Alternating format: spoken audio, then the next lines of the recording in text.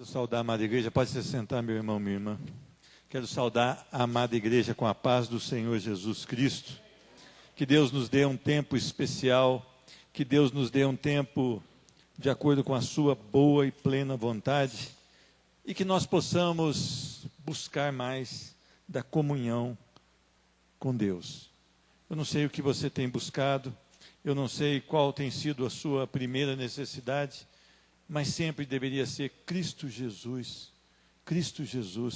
aquele que veio para mudar nossa história, para mudar nossa vida. E eu queria que você abrisse a sua Bíblia no Salmo de número 1. Salmo de número 1. Salmo de número 1. Eu quero falar um pouquinho sobre a palavra de Deus, a fonte da vida. As pessoas têm buscado tanto a fonte da vida. Eu vejo pessoas, quando eu venho aqui para a reunião de oração, de manhã, pessoas correndo, homens, mulheres, buscando um físico melhor, buscando uma condição de suportar a vida mais preparado. Eu vejo pessoas correndo atrás de tratamentos médicos. Eu vejo pessoas comprando livros de autoajuda. Eu vejo pessoas fazendo tantas coisas para ter uma fonte de vida. Eu vejo pessoas estudando muito para fazer um concurso público, para ter um bom salário, porque aí elas podem dizer no seu coração, está tudo bem comigo. Mas eu quero afirmar, na autoridade da palavra do Senhor, que nada disso é fonte de vida para você. Você pode estar muito bem no seu casamento, você pode estar muito bem com seus filhos, você pode estar muito bem no seu trabalho, você pode ter alcançado a sua meta, aquilo que você pretendia na sua vida profissional, mas nada disso pode satisfazer o seu coração. Nós temos que buscar a palavra de Deus. A palavra de Deus é a única que pode realmente preencher, satisfazer e transformar você, homem, e você, mulher, em bem-aventurados. Vamos ler então, Salmo de número 1, versículo 1, diz a palavra: Bem-aventurado o homem que não anda no conselho dos ímpios, não se detém no caminho dos pecadores, nem se assenta na roda dos escarnecedores. Antes o seu prazer está na lei do Senhor, e na sua lei medita de dia e de noite. Ele é como a árvore plantada junto à corrente de águas, que no devido tempo dá o seu fruto e cuja folhagem não murcha. E tudo quanto ele faz será bem sucedido.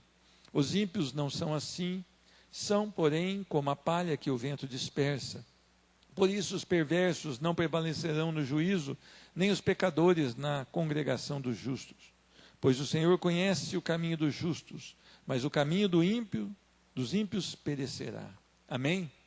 Senhor Deus, nós estamos diante da Tua palavra, Senhor Deus. Nós estamos diante da Tua palavra que é vida, Senhor Deus. Que é a única vida que nós podemos ter e que não vai durar apenas esse tempo aqui, mas durará a eternidade. Nós queremos nos dobrar diante da Tua palavra, nós devemos realmente nos humilhar diante da Tua palavra, porque a Sua palavra, Senhor Deus, ela pode penetrar nos nossos corações, mas podemos continuar, Senhor Deus, em desobediência a ela. Mas nós queremos que ela penetre no nosso coração, Senhor Deus, e nós queremos guardá-la no nosso coração, nós queremos amá-la no nosso coração, Senhor Deus, e nós queremos vivê-la para louvor e glória do Teu santo nome. Senhor Deus, ensina-nos hoje, através do Teu Santo Espírito, como nós devemos proceder diante da Tua palavra e diante do mundo. No nome do Senhor Jesus, tem misericórdia. Faz um milagre que só o Senhor pode fazer. Amém, amém e amém. Palavra de Deus, fonte de vida. Meus irmãos, será que você é uma dessas pessoas que eu narrei aqui no começo desse culto? Que tem buscado as coisas desse mundo para que o seu coração seja preenchido, para que o seu coração se encontre abastado, para que o seu coração se encontre alegre. Se você tem buscado no mundo, eu posso dizer e afirmar que você é uma pessoa vazia, infeliz, e você nunca será preenchido. O mundo não pode preencher o seu coração e não pode fazer de você, homem, de você, uma mulher, um homem muito abençoado, um homem muito firme no Senhor, um homem que realmente ama as coisas do Senhor. A primeira coisa que eu aprendo aqui é alegria em Deus. Se você quer realmente ser uma pessoa bem-aventurada, você deve procurar e buscar a sua alegria somente no Senhor. O Senhor é aquele que pode mudar a sua vida, o Senhor é aquele que pode mudar o seu coração, o Senhor é aquele que pode satisfazer e alegrar o seu coração. Se nós fôssemos agora, ou nós vamos, no Salmo de número 34, versículo 2, a parte primeira desse versículo diz: gloriar-se-á no Senhor a minha alma. Meus irmãos, você tem gloriado no Senhor ou você tem vivido para você mesmo? Você tem buscado a alegria no Senhor? Você tem se deleitado no Senhor? Você tem amado o Senhor a ponto de você pensar no Senhor em todo o tempo da sua vida? As pessoas tentam agradar uma outra, as pessoas tentam agradar o patrão, tentam agradar o funcionário, tentam agradar um professor, tentam agradar um amigo próximo, mas elas se esquecem que a vida dela deveria ser para agradar ao Senhor e que a sua alegria deveria ser o Senhor. Quantos jovens têm experimentado cada vez mais o pecado, quantos jovens têm caminhado cada vez mais para o fundo do poço, porque deixam de buscar a sua alegria no Senhor e buscam alegria nas coisas desse mundo. Alegre-se no Senhor, que a sua alegria seja o Senhor. Diz a palavra no Salmo 37:4, agrada-te do Senhor, e Ele satisfará os desejos do teu coração. O Senhor Deus é aquele que preenche qualquer e todo coração que busca, que tem a sua alegria nele. Quando a palavra diz agrada-te do Senhor, é que a sua alegria seja o Senhor. Muitas vezes você diz, eu queria ser como Davi. Davi tinha uma alegria, agradar o Senhor. Eu queria ser como Noé, um homem diferente entre os seus contemporâneos corruptos. A sua alegria tem que ser o Senhor. Noé andava com Deus. As pessoas muitas vezes elas lembram desses personagens bíblicos e elas até se emocionam com os personagens bíblicos, mas não querem fazer aquilo que eles fizeram, buscar a Deus sobre todas as coisas. Quantas vezes nós temos deixado que a nossa atenção se desvie, que o nosso prazer se desvie e que vá ao encontro das coisas desse mundo? E depois, quando nós testemunhamos e testificamos que no mundo não há nada que possa preencher o nosso coração, nós abaixamos a nossa cabeça e voltamos para a palavra do Senhor. Por quê? Por que nós fazemos isso? Porque volta e meia nós estamos nos pegando, amando o mundo e as coisas desse mundo? Que a sua alegria seja o Senhor. Agrada-te do Senhor. Busque o Senhor. Busque as coisas do alto e não as que são aqui da terra.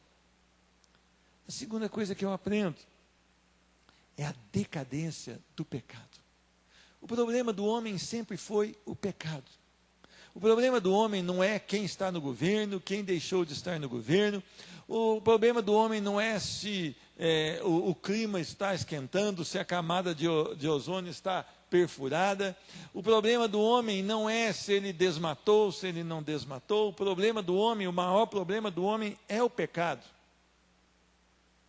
O homem, quando ele se entrega ao pecado, ele chegou ao fundo do poço. Pode ser que ele esteja bem financeiramente, pode ser que o seu casamento esteja bem, mas ele chegou ao fundo do poço. E é interessante que as pessoas hoje brincam com o pecado. Hoje, as pessoas que frequentam o templo de adoração, o templo evangélico, elas têm brincado com o pecado. Mas elas não sabem o problema que o pecado. Adão pecou quantas vezes? Uma, no paraíso. O que aconteceu com ele? Foi expulso da presença do Senhor. Uma vez, e foi expulso da presença do Senhor. Quantas vezes eu e você pecamos hoje? Se não pela misericórdia do Senhor, nós estaríamos com sérios problemas hoje. Mas a misericórdia do Senhor nos traz o arrependimento quando nós olhamos para a palavra e o nosso coração realmente se humilha na presença do Senhor, nós pedimos perdão, somos perdoados e não voltamos mais naquele erro. Mas certamente erraremos enquanto vivermos. Mas eu queria dizer para você, olha o que o pecado faz com uma pessoa. Primeira coisa, a pessoa começa a pedir conselhos com ímpios. Ímpio quer dizer aquela pessoa sem lei, aquela pessoa que não quer a palavra de Deus, aquela pessoa que não tem nenhum compromisso com a palavra de Deus. Muitos evangélicos, muitos cristãos, muitas pessoas que se dizem crentes no Senhor Jesus, têm um confidente ímpio. Uma pessoa na qual ela vai pedir conselhos, uma pessoa na qual ela vai buscar uma sugestão para tomar uma decisão. E a palavra do Senhor disse: bem-aventurado o homem que não anda no conselho dos ímpios. O filho de Salomão foi pedir conselho para quem? Para os ímpios. E os ímpios jovens, que são mais tolos que os ímpios amadurecidos. Qual que foi o problema? O reino foi dividido. Com quem você tem conversado? Com quem você tem trocado as suas ideias? Com quem você tem abrido o seu coração? Com quem você tem contado coisas que você talvez não deveria contar para ninguém, mas você ainda contou? E talvez você esteja esperando uma resposta ou uma orientação. Será que é com uma pessoa que não ama a lei do Senhor, uma pessoa que não tem nenhum compromisso com a lei do Senhor? Tem mais uma coisa, como o pecado vai enredando uma pessoa. Não se detém no caminho dos pecadores. É interessante isso. Às vezes a gente começa a fazer como aquele sapo, né, que é jogado na água fria e a água é colocada no fogo. Ele morre porque vai se tornando tão bom, tão morninho, depois vai passando tão quente e ele não consegue mais sair dali. Essa pessoa começa a tomar conselho e agora ela já está no caminho dos pecadores. As pessoas têm brincado com o pecado.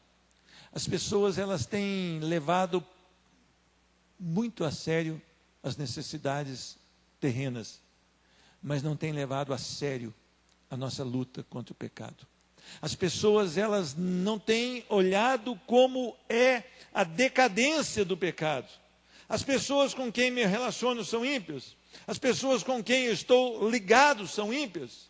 Eu não posso me deter no caminho dos pecadores, porque o caminho dos pecadores, ele me levará certamente a um lugar de extrema dor, a um lugar de extremo afastamento da palavra, e com isso eu estarei afastado do Senhor, porque o caminho do pecado é aquele que faz a separação entre o homem e Deus. Deus abomina o pecado. Nós temos aquela pregação que nós aprendemos quando pequenos: olha, Deus ama o pecador, mas Deus odeia o pecado. Fique sabendo que Deus mandará o pecador que não confessou para o inferno. Então não sei se você pode afirmar que Deus ama sim o pecador, e que Deus está de acordo com o pecador, e que Deus quer continuar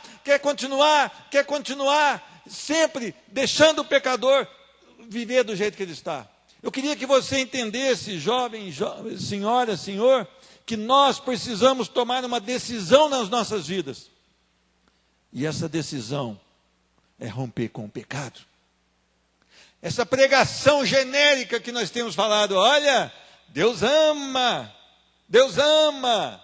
Sabe o que nós estamos fazendo? A pessoa ficar acomodada. Sabe o que acontece com um sapo quando ele é jogado numa água fervente? Ele pula fora, porque ele vê que aquela situação não é para ele. Então, se você pegar um sapo e jogar na água fervente, ele pula fora. Mas se você pegar um sapo, colocar na água fria e botar fogo na panela, e ele vai acostumando, e ele vai se deliciando, e vai ficando morno, e vai ficando quente, e vai ficando muito quente, mas ele não tem força para sair. Assim, aquele pecador que já tomou uma decisão de andar pelo caminho do pecado. E tem muito crente que está se detendo no caminho dos pecadores. Até porque a pregação evangélica é muito joia. Deus ama você, pecador. Deus ama você, pecador. É quase um atestado. Continue pecando, vá em frente, peque. Continue com essa boca suja, continue com esse coração perverso. Não fique preocupado com adultério. Isso é normal. A gente não chama de adultério, a gente chama, está tendo um caso. os garotos estão ficando, estão fornicando, sexo antes do casamento, é contra a palavra do Senhor.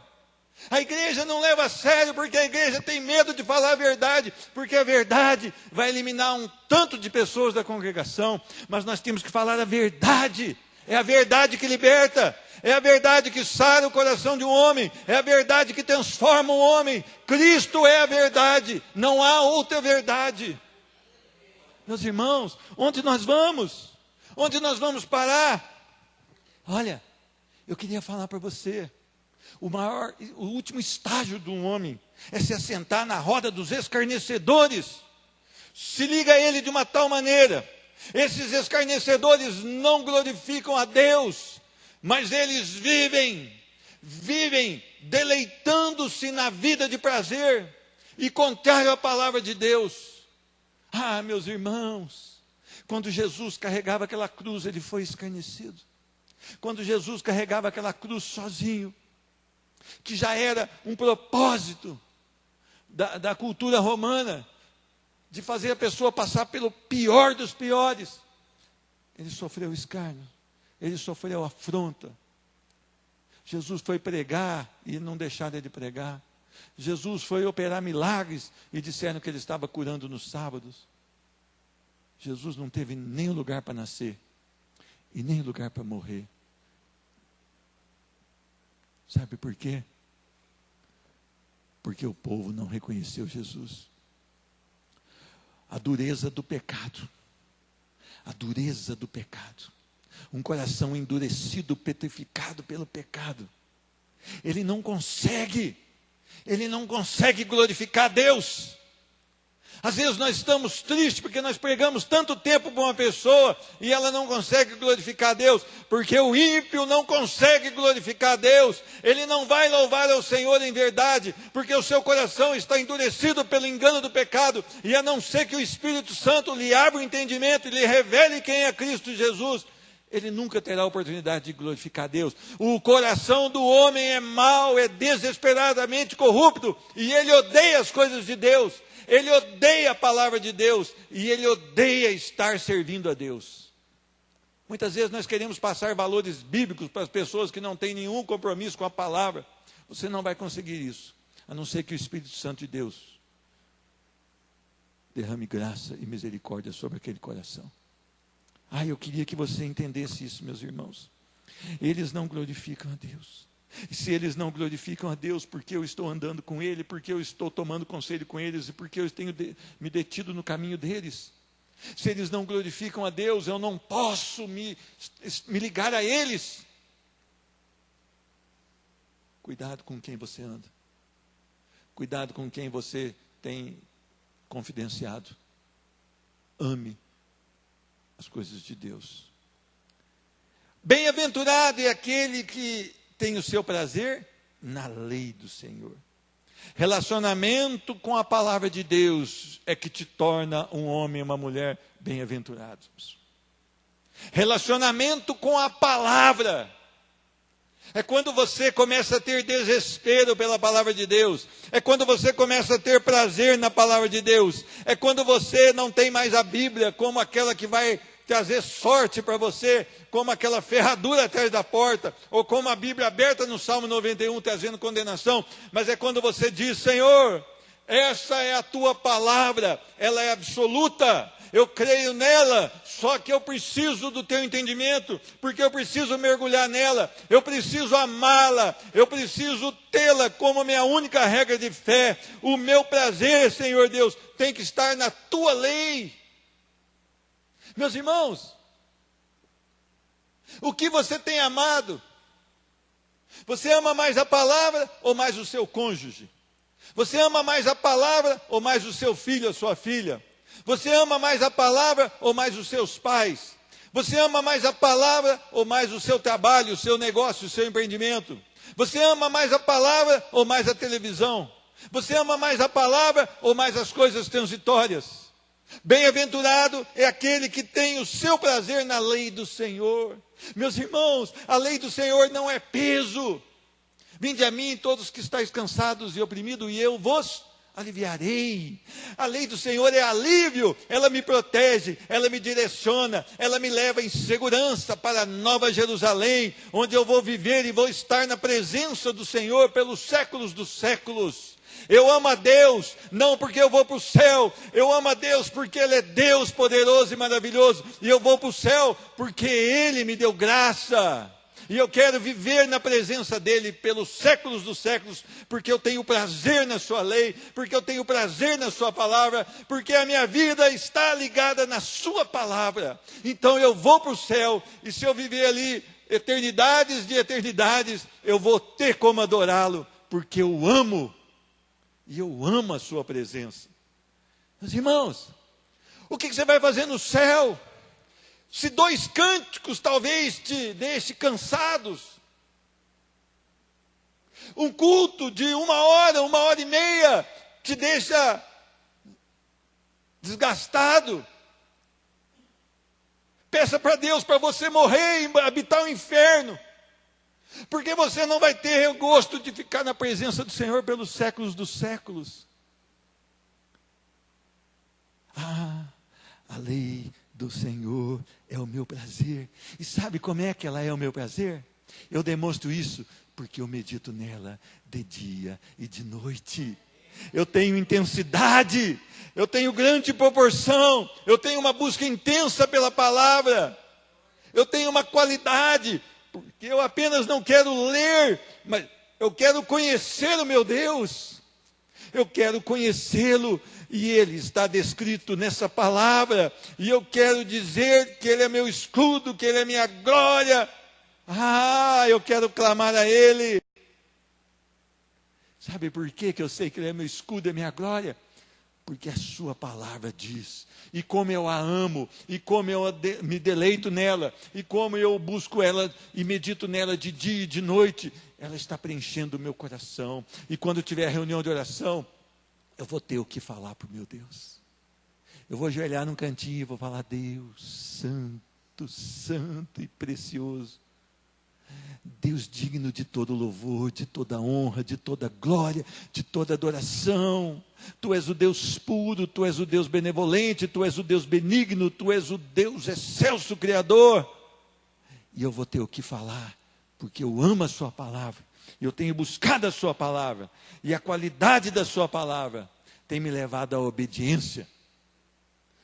Meu irmão, não adianta dizer que eu amo e medito na palavra se eu não a obedeço. A palavra do Senhor em Tiago diz: não devemos ser apenas ouvintes, mas praticantes da palavra do Senhor. A palavra do Senhor em Mateus diz: nem todo que me diz Senhor, Senhor, Senhor, entrará no reino dos céus, mas aquele que faz a vontade do meu Pai que está nos céus. Aquele que ouve e pratica é comparado a um homem prudente que, quando foi fazer a sua casa e construir a sua casa, diz que ele cavou profundo até a rocha e lançou os alicerces sobre a rocha e construiu a sua casa sobre a rocha, e deram o ímpeto dos ventos e deram a força das águas, e a sua casa permaneceu, porque estava fundamentada na rocha. O Evangelho é Cristo, e Cristo é a rocha do crente. É uma rocha inabalável. Meus irmãos, onde está o seu prazer? Na sua lei? Na lei do nosso Deus? Ou nas coisas desse mundo? Eu tenho feito uma campanha na minha casa para a gente, se possível, até jogar as televisões fora. Eu ainda não consegui êxito não, mas já consegui desligar a antena de TV aberta, e agora eu consegui desligar a Sky. Quer dizer que nós estamos zerados, né? Mas é uma luta. Sabe por quê? Porque 1 minuto na palavra do Senhor é muito melhor que 10 horas na frente daquela televisão. E perder 10 horas por semana na frente do televisor é declarar para o meu Deus: eu não amo a sua lei e eu não medito nela de noite. Porque eu tenho muito mais tempo para as coisas desse mundo do que para as coisas celestiais. Eu queria que você entendesse. Eu não quero que você chegue na sua casa e jogue o seu televisor fora. Eu só peço que você olhe a Deus, para que você consiga amar mais a sua palavra do que a televisão. A palavra do Senhor, ela diz que a vida de quem ama a Cristo e a sua palavra, ela tem um resultado. É a salvação. Olha o que diz no versículo 3. Aquele que ama a lei do Senhor e que medita nela dia e de noite, é como árvore plantada junto à corrente de águas, que no devido tempo dá o seu fruto e cuja folhagem não murcha. E tudo quanto ele faz será bem sucedido. Vocês acham que Paulo era um homem bem sucedido? Paulo estava agora, depois de crer em Jesus, pobre, perseguido, açoitado, injuriado, passou por fome, passou por várias vigílias, ficou náufrago muito tempo. Paulo era um homem bem-aventurado? Se você perguntar para o raciocínio humano, diz que não, Paulo é um homem que faliu quando creu. Mas um homem que chega e diz, para mim o viver é Cristo e o morrer é lucro, é um homem bem-aventurado? Para um homem que diz, eu estou bem certo de que as tribulações do tempo presente não podem ser comparadas com a glória a ser recebida no futuro, é um homem bem-sucedido? Para um homem que diz que tudo que ele passou, ele chama de leve e momentânea tribulação, ele diz, porque a nossa leve e momentânea tribulação produz sobre nós eterno peso de glória acima de toda comparação. É incomparável.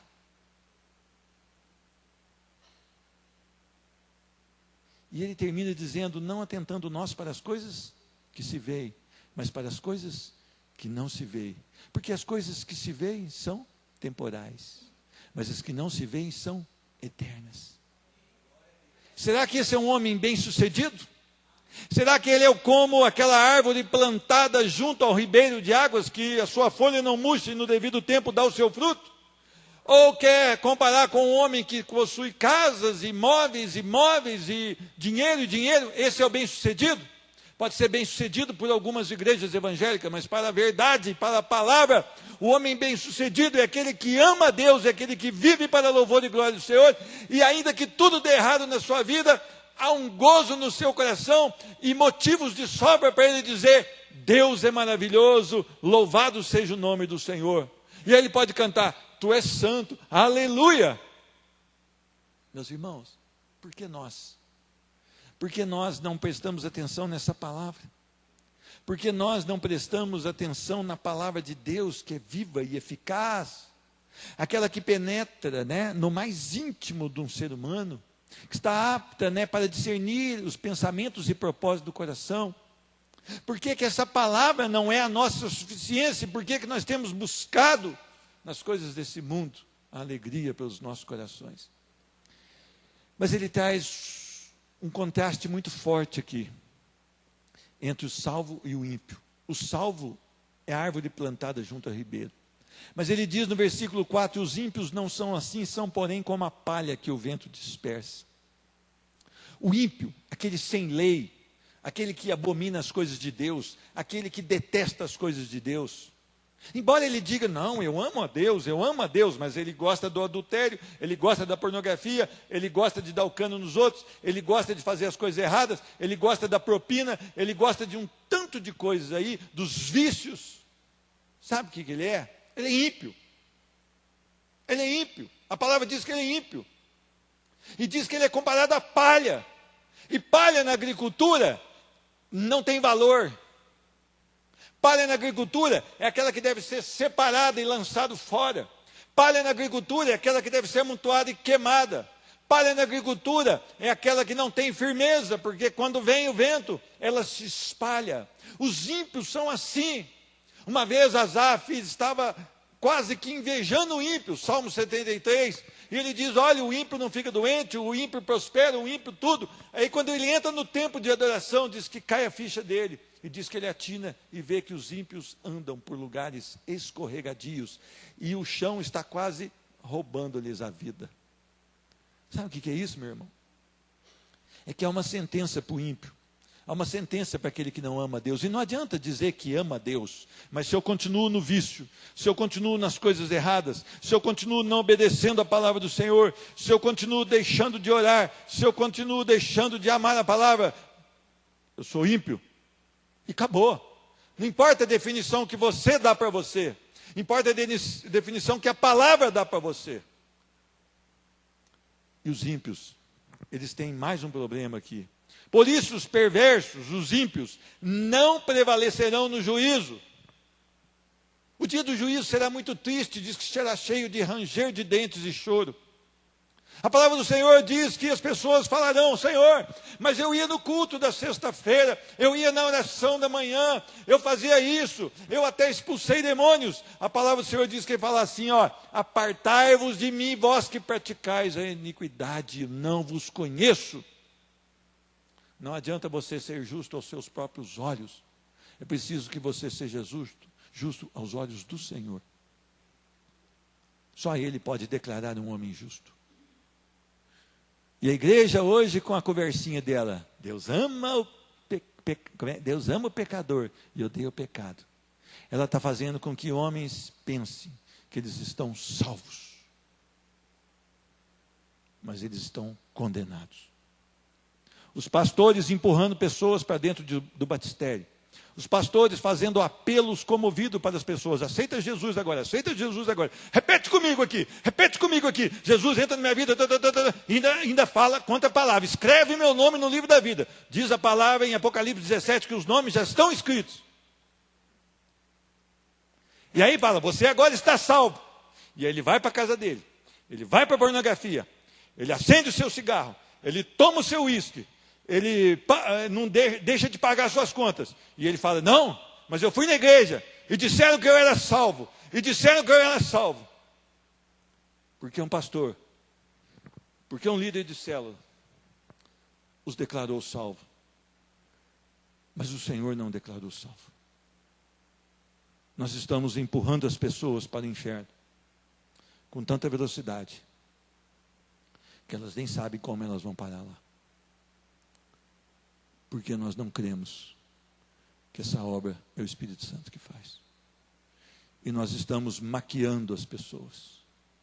As pessoas estão morrendo de câncer e nós estamos dizendo que elas têm apenas uma dor e que uma aspirina pode curar. Não adianta eu e você declarar uma pessoa salva. Quem tem que declarar uma pessoa salva é Cristo Jesus.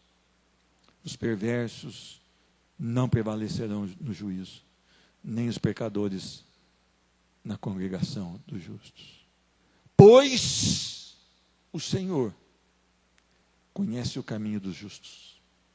O Senhor conhece. O Senhor que sonda os corações conhece o caminho dos justos. Mas o caminho do ímpio perecerá. Ah, meus irmãos, se nós soubéssemos a urgência do Evangelho, se nós soubéssemos a necessidade do Evangelho, nós estaríamos com choro, com angústia de alma todos os dias. Porque dizem as estatísticas que em cada segundo morre 3 pessoas no universo. Ou em cada 3 segundos morre uma, eu não lembro. Mas eu sei que morrem muitas pessoas diariamente. E a maior parte delas será lançada no inferno. Por que eu estou dizendo isso? Porque diz a palavra que a porta é estreita e o caminho é apertado. E poucos conseguem andar por ele. Jesus é a porta, mas Jesus também é o caminho. E é com muito esforço que nós andamos nesse caminho. Ah, a salvação então é por esforço? Não, a salvação é mediante a fé, mas é a graça do Senhor. Não há mérito humano, mas aquele salvo, ele anda num caminho apertado. Ele anda num caminho de luto. Ele anda muitas vezes num caminho de privacidade das coisas. Ele anda num caminho onde ele é detestado, onde ele trabalha. Ele anda num caminho onde dificilmente as pessoas andam. Sabe por quê? Porque é assim o Evangelho da Graça. O Evangelho da Graça é morrer para si mesmo. O Evangelho da Graça é tomar a sua cruz. O Evangelho da Graça é negar o meu gosto, o meu prazer, os meus sonhos, para que Cristo prevaleça em mim. Esse é o Evangelho. E a palavra do Senhor diz: aquele que não renunciar tudo por minha causa, não pode ser o meu discípulo. Se não me engano, Lucas 14, 33. E eu queria que você agora não olhasse para as outras pessoas, mas para dentro de si mesmo. Se Jesus voltar essa noite, você vai à direita? Ou a palavra que você vai receber é: apartai-vos de mim, vós que praticais a iniquidade? Eu não posso mudar isso. Mas a palavra de Deus diz que o justo, ele se torna justo mediante a fé. E a fé vem pelo ouvir a palavra de Deus. Então, ame a palavra de Deus. Ouça. As pessoas ficam tanto em WhatsApp, em Facebook. Vai no YouTube, coloca lá a palavra de Deus falada, a Bíblia falada. Coloca uma boa pregação, uma pregação bíblica, exposição da Bíblia. Ouça a palavra. A fé vem pelo ouvir. A fé é dom de Deus. Quanto mais você busca na palavra, a sua fé aumenta. Que Deus te abençoe. Que Deus tenha compaixão de nós. Que essa igreja seja uma igreja que zela pela palavra de Deus. Que essa igreja seja uma igreja que busque o amor pela palavra de Deus. Que essa igreja seja uma igreja que ande de acordo com aquilo que Deus espera. Nós temos problema todos os dias, você tem, eu tenho. Mas nós podemos nos unir em oração pelos seus problemas. Nós podemos nos unir em oração pelos meus problemas. E juntos, buscando a presença do Senhor. E um estimulando o outro no Senhor. Lembra que nós pregamos domingo, Filipenses capítulo 1, versículo 12? Os irmãos, vendo a minha situação e a minha algema, eles se tornaram mais fortes na palavra. Então, as algemas de Paulo e a perseverança de Paulo serviram para que os irmãos se tornassem mais ousados. Você tem buscado a Deus? Você tem amado a Deus? Ame o Senhor. Ame a palavra de Deus. Tudo passa, mas a palavra de Deus permanecerá eternamente. Amém? Eu queria que você ficasse de pé. Queria chamar os pastores aqui para me orar. Eu queria 2 orações aqui, pastores. Por favor, subam aqui.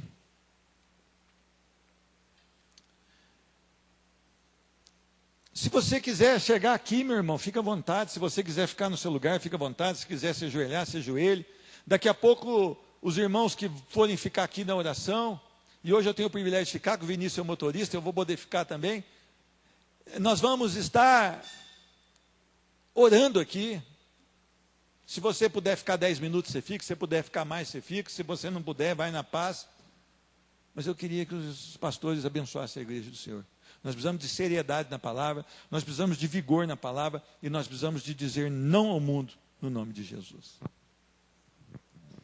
Senhor, nós nos rendemos diante da Tua presença, diante da palavra do Senhor que foi ministrada aos nossos corações, Pai. Nós queremos mesmo, Senhor, Te adorar. Nós queremos mesmo, Senhor Deus, quando nós cantamos, o Senhor é o nosso respirar. Nós queremos mesmo ser verdade nas nossas vidas, a Tua palavra verdadeira. Limpa mesmo as nossas vidas, limpa mesmo, Senhor, a vida da Tua igreja, Pai. Nós precisamos, em nome de Jesus Cristo, que o Teu Espírito Santo nos envolva, Senhor Deus. Nos dê disposição de oração, de busca, de meditação. Incomoda mesmo o Espírito Santo de Deus a cada dia as nossas vidas, a estar mesmo olhando para o Senhor. Nos ajude, Senhor, a ser justo.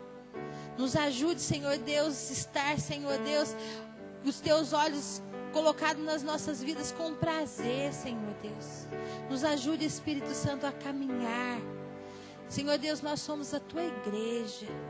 Derrama agora mesmo, Senhor Espírito Santo de Deus, a Tua igreja, um convencimento de uma necessidade, Pai, de de te buscar em espírito e em verdade. Não somente de lábios, não somente mas de todo o nosso coração, Senhor Deus. Que nós sejamos, Senhor, uma igreja verdadeiramente adoradora.